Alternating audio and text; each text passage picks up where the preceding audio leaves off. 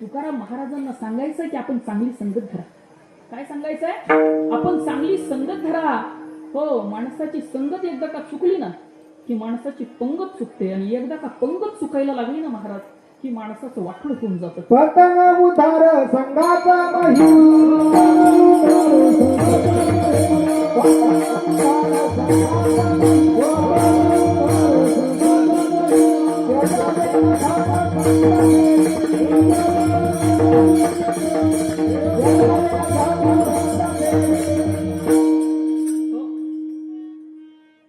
चुकीची संगत धरली ना की आपल्या आयुष्याचं वाटोळ होतं महाराज.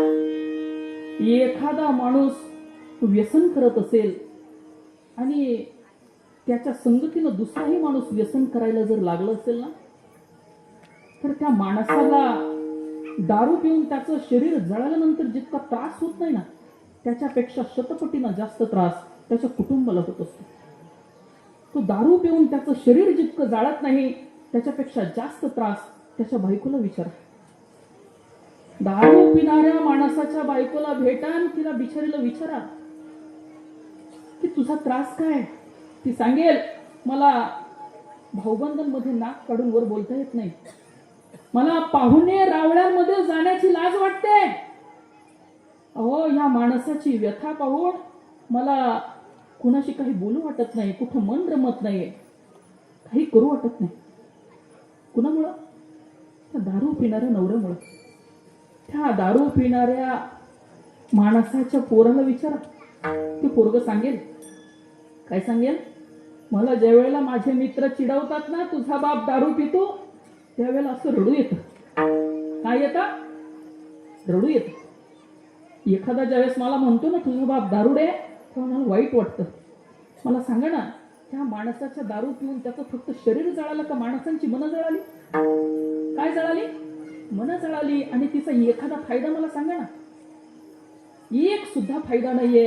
समाजामध्ये आपली अपकीर्ती होते, नातेवाईकांमध्ये आपल्याला नाक राहत नाही, गावामध्ये कुणाशी आपले संपर्क चांगले राहत नाही, आणि तरी सुद्धा आपण त्याला अत्यंत आवडीनं करत राहतो. नका करू महाराज, नका करू, नका करू. हात जोडून विनंती, आज आषाढी एकादशीचा दिवस आहे आणि महाराजांच्या गादीवरती उभा आहे. तुम्हा सर्वांना माझी कळकळीची विनंती आहे, तुम्ही कुणासाठी सोडली असेल न सोडली असेल मला माहिती नाही, पण आजपासून आपल्या बायको आणि पोरांसाठी सोडा.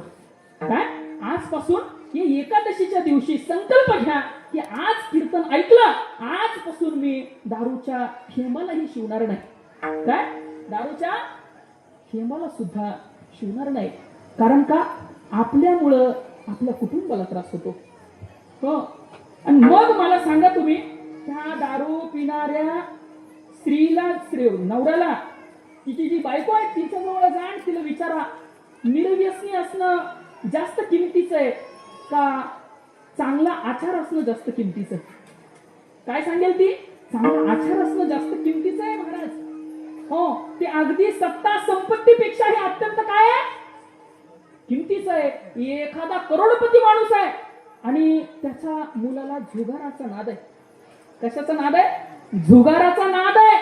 आणि त्यानं करोडची इस्टेट अशी निलाम करून टाकली आणि बापासह अख्खं कुटुंब रस्त्यावरती आणलं. त्या बापाला विचारा ना तुम्ही, चांगल्या वागण्याची किंमत काय आहे आणि जुगार खेळण्याची किंमत काय आहे, कोणतं चांगलं? काय सांगेल तो बाप? बाबा, ते जुगार खेळण्यापेक्षा संतांची संगत शतपटीनं चांगली आहे. काय आहे? शतपटीनं चांगली आहे. म्हणून तुकाराम महाराजांनी काय सांगितलं बाबांना, तुम्ही विचार करा, चांगली संगत धरा. एक पाण्याचा थेंब असतो, नीट आहे का, बारीक आहे का? एक पाण्याचा थेंब असतो, तो तापलेल्या तव्यावरती जर पडला ना तर त्याचं बाष्पीभवन होतं. काय होतं? बाष्पीभवन होतं. तोच पाण्याचा थेंब नदीमध्ये पडला तर त्याचं तीर्थ होतं. तोच पाण्याचा थेंब जर गटारीमध्ये पडला तर त्याची गटार होते. तोच पाण्याचा थेंब समुद्रामध्ये जर पडला तर त्याचा जलाशय होतो.